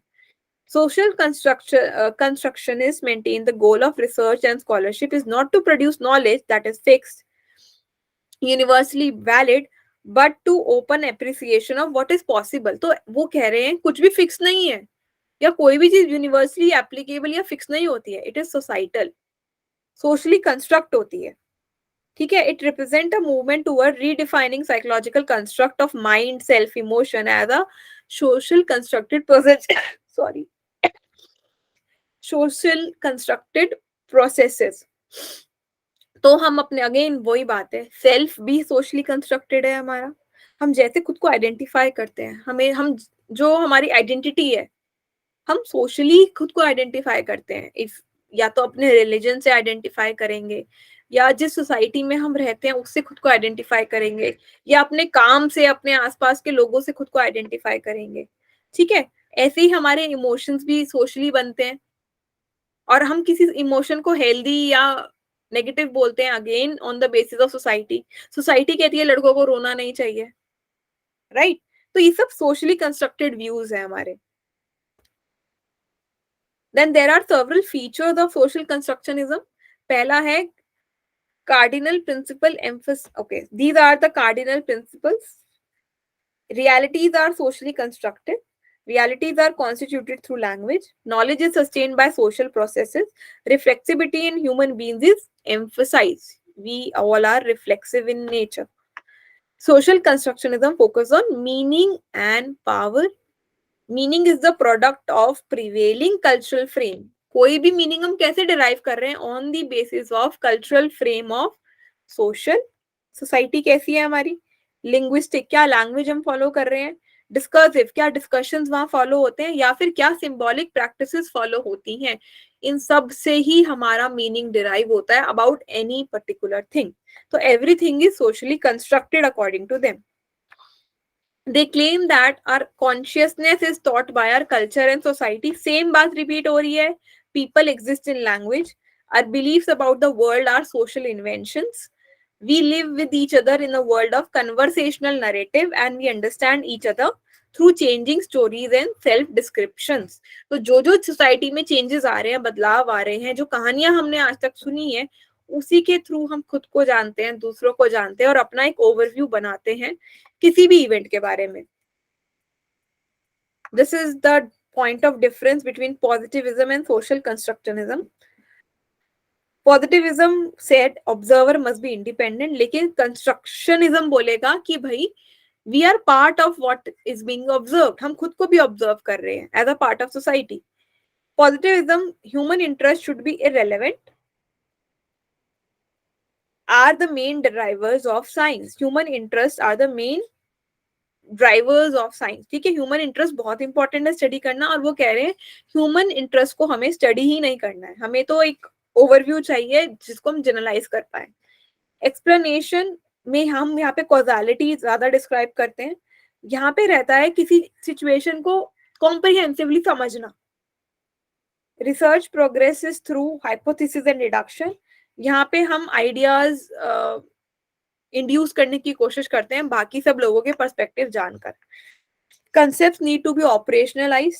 ठीक है, ऑपरेशनल डेफिनेशन बनानी पड़ती है. अगर आप कुछ नया कंस्ट्रक्ट, इमोशनल इंटेलिजेंस की बात करते हैं, तो उसको पहले ऑपरेशनलाइज करना पड़ा समझने के लिए, पढ़ने के लिए. ठीक है, यहाँ पे हम स्टेक होल्डर का पर्सपेक्टिव लेंगे. अगेन, अगर हम कुछ स्टडी कर रहे हैं, जैसे हम योग की बात कर रहे थे, तो योग के बारे में जो लीडर्स हैं ऑलरेडी, जो योग जानते हैं, सिखाते हैं, हम उनका पर्सपेक्टिव यहाँ पे कंसिडर करेंगे. Then we have unit of analysis. Should be reduce to simplest terms. हर चीज बहुत ही सिंपली एनालाइज होनी चाहिए. इसमें इट में include complexity of whole situation. सबकी कॉम्प्लेक्सिटी यहाँ पर हम समझने की कोशिश करते हैं सोसाइटल पर्सपेक्टिव से. जनरलाइजेबिलिटी स्टैटिस्टिक्स के थ्रू होती है यहाँ पे, और यहाँ पे हम थ्योरेटिकल एब्स्ट्रैक्शन करते हैं. सैम्पलिंग में large number are selected by random sampling ज्यादातर, और यहाँ पे हम कुछ पर्टिकुलर केसेस को ही डिटेल में समझने की कोशिश करते हैं. कुछ केस स्टडीज हम फॉलो करते हैं. मैम, मीन्स ये जो टेबल था अभी जो आपने बताया, हाँ, ये डिफरेंशिएट करता है ये रिसर्च फैक्टर्स पे. ये लेफ्ट हैंड साइड पे जो है वो रिसर्च फैक्टर्स है, राइट? राइट. तो इनके बेसिस पे ये पॉजिटिविज्म और सोशल कंस्ट्रक्टिविज्म जो है वो डिफरेंशिएशन ही बताया है ना दोनों का. हाँ, डिफरेंट प्रोसीजर दे फॉलो ना, मतलब उनका पॉजिटिविज्म पूरा वो साइंटिफिक अप्रोच लेके चलता है. Social constructivism is quite flexible. उसका नेचर अलग है, उसका मोटिव अलग है. Try to have a overview, पूरा पिक्चर. और जो हमने इससे पहले जो आपने स्लाइड्स में हमको बताया, पॉजिटिविज्म और सोशल पॉजिटिविज्म, हाँ, जो भी बताया था इससे पहले पढ़ाया था, मतलब पहले के स्लाइड्स में, तो there explanation about what is positivism and social.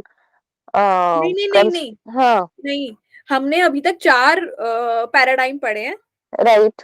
ठीक है.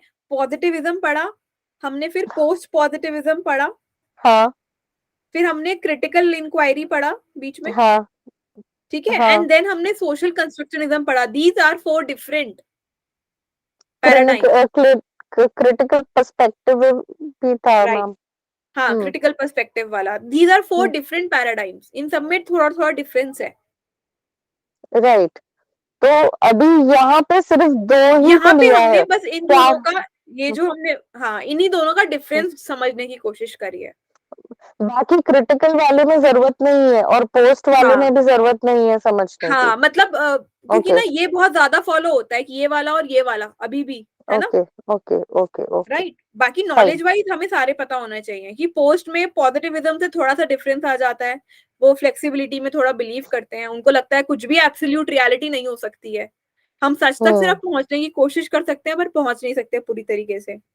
Right right. Right but okay critical ma'am. वाले ने क्या किया, पॉलिटिकल इंक्वायरी वगैरह सब इंक्लूड कर दिया. Political setup, religious setup, cultural setup, और उन्होंने ट्रांसफॉर्मेशन की भी बात करी है. हम सोसाइटी में जो इश्यूज आ रहे हैं उसको भी जाने और उनको बदलने की भी कोशिश करें. That was okay. Transformative paradigm. और सोशल कंस्ट्रक्शनिज्म में बात हुई है मोर ऑफ सोसाइटल कॉन्टेक्स्ट में चीजों को समझने की. उनको लगता है सब कुछ सोशली डिराइव्ड है, सब कुछ हमारी सोसाइटल इक्वेशन जो है उसकी वजह से बना है. तो हम उसके थ्रू, उस एंगल से चीजों को समझने की कोशिश करते हैं यहाँ पे. फाइन. ठीक है madam. Then we have one more paradigm left, that is existential phenomenology. It seeks to develop in-depth embodied understanding of human existence. इसका मतलब होता है lived experiences. ठीक है. Whatever an individual is experiencing, truly experiencing in themselves, in their life, what are they actually going through mentally, physically, emotionally, that is phenomenology. Existential phenomenology में हम उन लोगों के लिव्ड एक्सपीरियंसेस को स्टडी करते हैं इन डेप्थ जाके. ठीक है. It nourishes an openness to understanding the lives and need of others. The existential phenomenological approach is ethical in recognizing the fundamental characteristics of being human is to be responsible to others. तो यहाँ पर हम as a responsibility इन चीजों को consider करते हैं. This is quite ethical in nature because we consider requirement of each and every individual. We acknowledge the experiences of each and every individual. Okay. It attempts to account for the fullness of human life by reconceiving psychology on properly human grounds. तो human life को हम acknowledge करते हैं पूरी तरीके से human grounds पे, humanitarian ground पे समझने की कोशिश करते हैं उनको. Common themes include being in the world. Human kind of being is always involved in meaningful projects with others and alongside things. ठीक है. मतलब there is some sense of meaning and purpose in life. अगर हम इस life में हैं तो there is some existential benefit, right? कुछ गोल तो है होगा हमारा. The human being is thrown into that world such that she finds herself in the givens of existence. तो again वो they are targeting the purpose of life कि हम सबको इस life, ये दी life दी गई है, हमें डाला गया है इस world के अंदर so that we can find some meaning out of it. Human being is always with others. मतलब we all are connected with each other. Things exist as meaningful entities. Human beings are finite beings. Immediate experiences has priority over theoretical assumptions. Rather than हम कुछ चीजों को assume करें, whatever we are experiencing, like in meditation, a person is experiencing some trance-like events. That is acknowledged. Existential phenomenology में ऐसे events को हम acknowledge करते हैं. So this word phenomenology is derived from 2 Greek words, phenomenon, which means appearance, and logos you already know, the reason. Okay, the inquiry. So it overall means reasoned inquiry.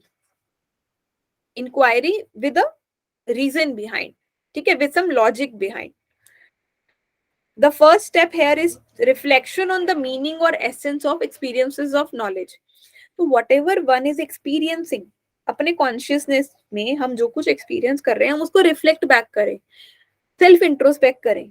Again जो हमारा ये योगा का experience है या meditation का experience है, ये best example है इसको समझने के लिए, ठीक है, what one is actually experiencing. It also deals with intentionality of consciousness. हमारे कॉन्शियसनेस का इंटेंशन क्या है, मोटिव क्या है, हायर पर्पस क्या है. So this was existential phenomenology. Then we have another paradigm, that is cooperative inquiry. ये भी काफी कुछ कुछ सिमिलर लगेगा आपको, जैसे हमने सोशल कंस्ट्रक्टिविज्म पढ़ा था, but like the name suggest, cooperative, यहाँ पर सब कुछ कॉपरेशन में होता है, मिलजुल कर होता है, कोई एक सिंगल रिसर्चर काम नहीं करता है इसमें, ठीक है. We try to understand the world, make sense of our life, develop new creative ways of looking things, learn how to act to change things you want to change, and find out how to do things in a better manner. John हेरो ने इसे originate किया था. Regarded as one of the most well developed of the family of action research approach. Cooperative inquiry involves two or more people researching a topic through their own experience of it. अब ध्यान दो यहाँ पे क्या बात कर रहे हैं, यहाँ पे there are two or more people involved, ठीक है, two or more, single researcher involved नहीं है. रिसर्च कैसे कर रहे हैं, अपने एक्सपीरियंसेस को स्टडी करके, ओके, अपने ही आपके एक्सपीरियंसेस को they are studying. Suppose we are group of 3 people here, 3 or 4 people here, और हम कहते हैं हम एक पर्टिकुलर मेडिटेशन टेक्निक फॉलो करते हैं, और उस टेक्निक को हम उसका इम्पैक्ट अपने मेंटल हेल्थ पे या अपने माइंडफुलनेस पे चेक करेंगे कितना होता है हमारे थ्रू आउट द डे. तो हम क्या करेंगे, हम मिलके करेंगे ये स्टडी, और हम सेल्फ रिफ्लेक्शन करेंगे, अपने ही आप को स्टडी करेंगे, ठीक है. तो इसमें all subjects are fully involve, all are researchers, all are co researchers है, ठीक है, और हम सब रिसर्चर भी हैं और हम ही सब सब्जेक्ट भी हैं यहाँ पे, okay. There is intentional interplay between reflection and making sense on one hand and experiencing on the other. हम एक्सपीरियंस भी कर रहे हैं और उन्हें समझने की कोशिश भी कर रहे हैं. There is explicit attention through appropriate procedure to the validity of inquiry and its finding. There is radical epistemology that can be both informative about and transformative. यानी कि दो बातें हैं यहाँ पे, हम रिफ्लेक्ट कर रहे हैं अपने ही एक्सपीरियंसेस को, तो उसको से हमें इंफॉर्मेशन गेन हो रही है, ठीक है. फॉर एग्जाम्पल मेडिटेशन का हमारे माइंडफुलनेस पे कितना असर पड़ा, हम कितने टाइम माइंडफुल रह पाए, या overall what else we are feeling, या हम कितना बेटर महसूस कर रहे हैं, दैट इज इंफॉर्मेटिव. लेकिन ट्रांसफॉर्मेटिव भी हो सकता है. अगर आपस में हम 4 जनों ने किया और मैंने कहा कि मुझे ये पर्टिकुलर एक्सपीरियंस हुआ, ठीक है, I felt joyful through out the day, और किसी और ने कहा नहीं मुझे ये एक्सपीरियंस ऐसे तो नहीं हो पाया, बट बल्कि मुझे थोड़ा सा एंग्जाइटी भी हुई. तो हम क्या कर सकते हैं, we can figure out something transformative out of it. चारों की जो स्टडी होगी, जो कंबाइन करेंगे हम आउटपुट को, वी कैन फिगर आउट कि हम इसको कैसे ट्रांसफॉर्मेशन के लिए यूज कर सकते हैं, कैसे बदलाव ला सकते हैं, कैसे हम चीजों को बेटर कर सकते हैं, और कैसे फिर हम उसको लेटर ऑन सोसाइटी में भी अप्लाई कर सकते हैं. So there are 4 steps in this inquiry. पहले हम किसी एक प्लान पे अग्री करते हैं. सपोज हम सबने मेडिटेशन वाले प्लान पे अग्री करा, ठीक है, विल प्लान इट और will devise a focus of inquiry. हम कैसे, अब हमने कहा माइंडफुलनेस पे चेक करेंगे इसका कि ये थ्रू आउट द डे हम कितना माइंडफुल रह पाते हैं. फिर हम एक्शन फेज में जाएंगे जहां पे हम अपने through out the day experiences observe करेंगे, रिकॉर्ड करेंगे. फिर हम रिफ्लेक्ट करेंगे, ठीक है, जो हमारे एक्सपीरियंसेस हैं हम उसमें पूरा इन डेप्थ जाएंगे और फिर रिफ्लेक्ट बैक करेंगे, ठीक. Then we have evaluation phase, जहां पे हम सब वापस से साथ में बैठेंगे, डिस्कस करेंगे, अपने एक्सपीरियंसेस शेयर करेंगे और एक वैलिडेशन लेंगे जो भी आउटपुट निकल के आता है, और नेक्स्ट साइकिल के लिए खुद को प्रिपेयर करेंगे with some revision in it अगर हमें कुछ रिक्वायर्ड है तो, ठीक है. So again this is just a repetition, वही कि को रिसर्चर्स साथ में बैठ के उन्होंने एक आइडिया पे अग्री करा, फिर को सब्जेक्ट बन गए, अपने ही ऊपर स्टडी करा, उन्होंने रिकॉर्ड करा व्हाट दे आर फीलिंग. फिर उन्होंने फेज 3 आया हमारा, जहां पे in which the co-subjects become full immersed in engaged with their experience. जो भी एक्सपीरियंस वो लोग कर रहे हैं उसके अंदर completely engage हो जाते हैं. और सेकेंड लास्ट फेज में they actually reassemble to share all the data, whatever their experience. So जो भी experience किया है उसको वो आपस में share करते हैं और ideas combine करते हैं. So they believe that research is about people rather than on people. तो research लोगों के बजाय लोगों के साथ होनी चाहिए, ठीक है?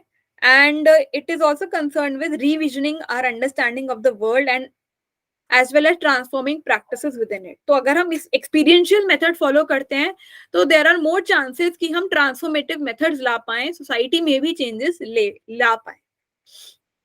Everyone contributes to thinking about how to explore the question. Everyone gets involved in the activity in this kind of research. Everyone has a say. ठीक है, सबको बराबर का मौका मिलेगा अपनी बात कहने का. एंड रिसर्चर और सब्जेक्ट में जो स्प्लिट है, हम ही रिसर्चर है और हम ही सब्जेक्ट्स हैं, तो ये भी एक बहुत इसका यूनिक पॉइंट है कोऑपरेटिव इंक्वायरी का. एग्जाम्पल इसका एक दिया है. फॉर एग्जाम्पल कुछ ओबीज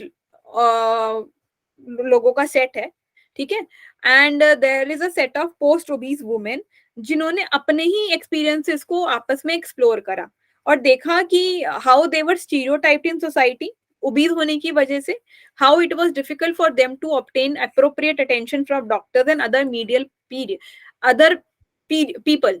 तो they try to explore the reasons or the issues they faced because of this obesity.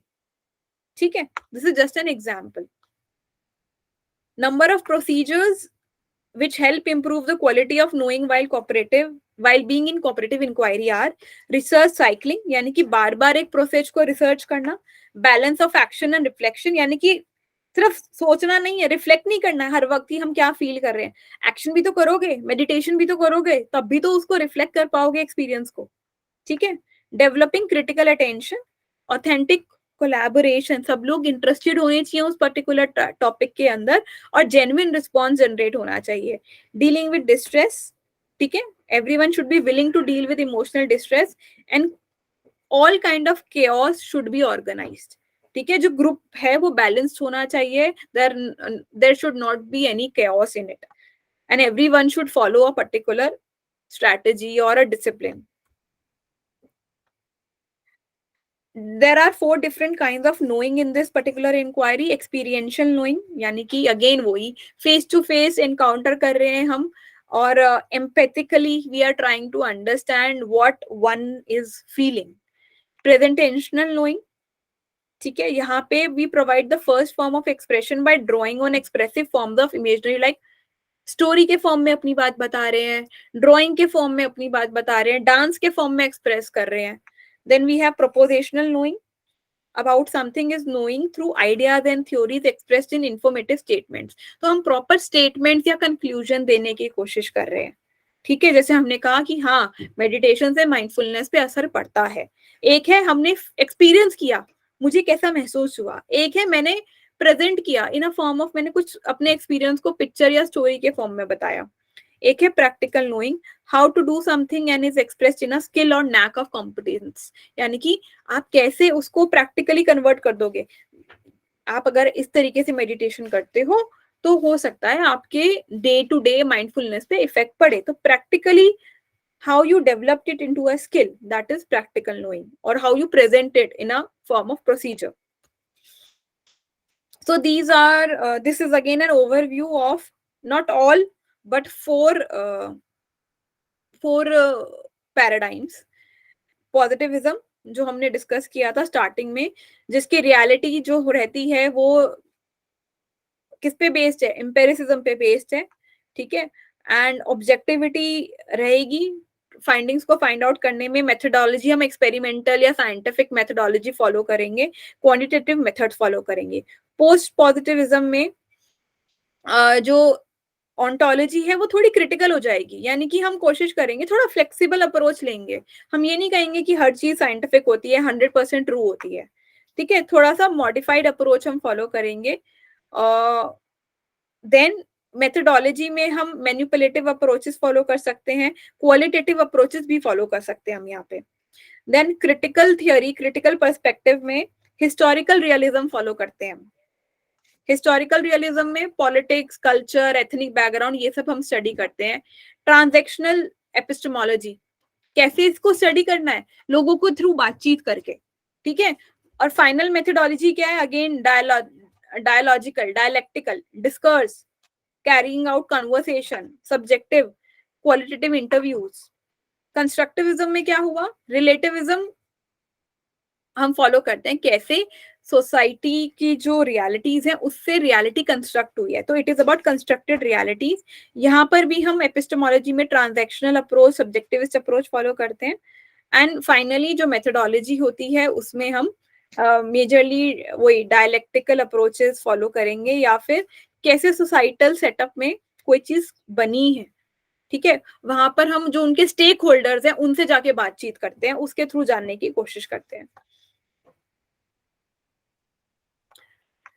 These were all the paradigms of Western psychology जो अभी हमने पढ़े हैं, but there are certain paradigmatic controversies also, कुछ कुछ issues भी उठे थे इन सब चीजों में। वो issues क्या थे, पहला था positivism, again you all know about this. Positivism का एक ड्रॉबैक था कि भाई अगर वो एक्सपेरिमेंटल सेटअप में कर रहे हैं तो जनरलाइज कैसे करोगे, एंड हाउ कैन यू से कि भाई सब्जेक्टिविटी को कंप्लीटली इग्नोर कर देंगे हम, ठीक है। तो उनको लगता था नहीं भाई जो एम्पेरिसिज्म, जो हम डेटा कलेक्ट करेंगे वो ही ट्रू सोर्स ऑफ नॉलेज है। सेकेंडली पॉजिटिविज्म एज्यूम्स, ये सब हम पॉजिटिविज्म के ही पढ़ रहे हैं, disadvantages.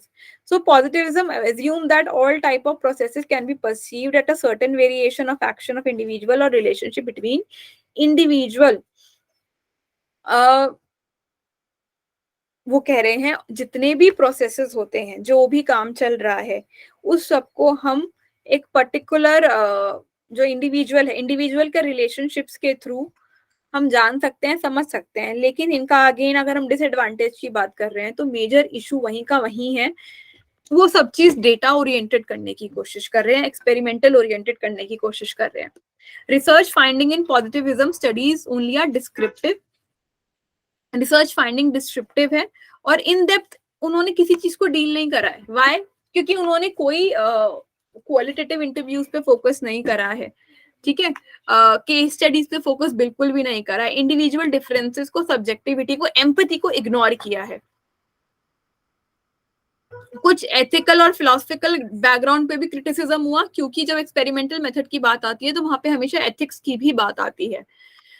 some have argued that by subjecting human mind to experimentation and statistical studies, psychologists objectify person. तो उनका ये भी कहना था, ये जो पॉजिटिविज्म का क्राइटेरिया है ये लोगों को भी ऑब्जेक्टिफाई करने की कोशिश कर रहा है, and we are subjective human beings, it treats human as things, as objects, ठीक है। So it is quite dehumanizing in nature. This criticism has come from within the field as well, particularly by humanistic psychologists and existential psychologists. Excuse me, ma'am. Ma'am, हाँ जी, it's बोलिए। 5:35. I am just winding it up. Okay, ma'am. हो गया ये, Okay. हो गया ये last slide है। तो ओके, हम लोग इसकी डिसएडवांटेजेस डिस्कस कर रहे थे, ठीक है। और psychology is not as scientific as psychologist assume, ऐसा भी कुछ लोगों का कहना था। एंड जो इंट्रोस्पेक्शन और साइको एनालिटिक मेथड्स हैं ये क्वाइट सब्जेक्टिव थे, तो आपको दोनों तरीके से डिसएडवांटेजेस मिलेंगे। कुछ लोग पॉजिटिविज्म के अगेंस्ट हैं, तो कुछ लोग जो हम सब्जेक्टिव मेथड यूज करते हैं उसके अगेंस्ट है, क्योंकि वो कहते हैं सब्जेक्टिव मेथड्स में ऑब्जेक्टिविटी खत्म हो। So these were all about the paradigms, and with this our topic and class is over. Any doubts to anyone? Ma'am वैसे तो पूरा टू द पॉइंट था, हाँ। ज्यादा मतलब आपने बना के रखा था वो पॉइंट्स। अब बस थोड़ा सा फास्ट हो गया है, तो बस एक बार और जाएंगे तो थोड़े हाँ, समझ में डिफिकल्टीज निकल के जस्ट आएगी। हाँ, just focus on the concept ना यहाँ पे। I guess hmm, even in the presentation number of things are repetitive again and again, yes ma'am, एक ही बात यस को मैम। वो अलग अलग तरीके से कह रहे हैं, हम्म। तो you just have to keep hold on the gist of it, मोटा मोटा ओके। कि ये पैराडाइम है और इसमें इस चीज की बात हुई है, दैट्स इट। तो you have to hmm. Understand that thing, ठीक है। Fine very fine quickly fine. I am launching one question, just check your poll. Which of the following branches of philosophy of science deals with the question of existence?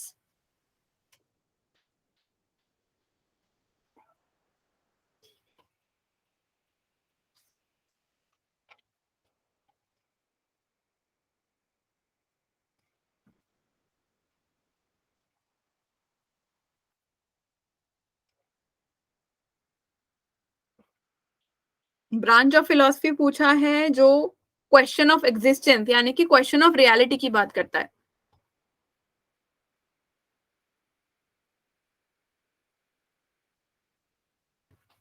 Structuralism हो सकता है क्या?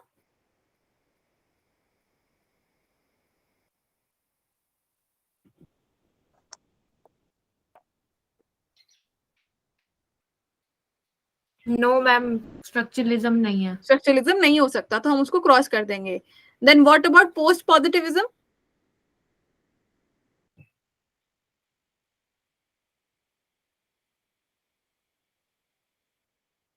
Post positivism paradigm है और इस question में paradigm की बात करी ही नहीं गई है। यस मैम, मैम ये साइंटिफिक इंक्वायरी पर बेस्ड है ना। ये they are talking about branches of philosophy. Ma'am वो हमने क्या क्या पढ़ा था? Ontology, epistemology and methodology. Yes ma'am. तो आंसर विल बी तो मैम ऑन्टोलॉजी होगा। ऑन्टोलॉजी होगा, ठीक है। इसका आंसर ऑन्टोलॉजी होगा। Okay madam.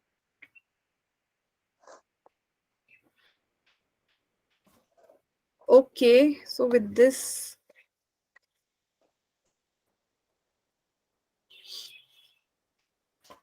so just very quickly you take your break and at ma'am जैसे ये क्वेश्चन है ना, इसमें जैसे अभी पढ़ के ऐसा जस्ट लगा कि मतलब इस वर्ड पे मैंने ध्यान नहीं दिया कि फिलोसफी है, ब्रांचेस ऑफ फिलोसफी दे हाँ। हैव पास्ट, जस्ट ऐसे ही जनरल देखा।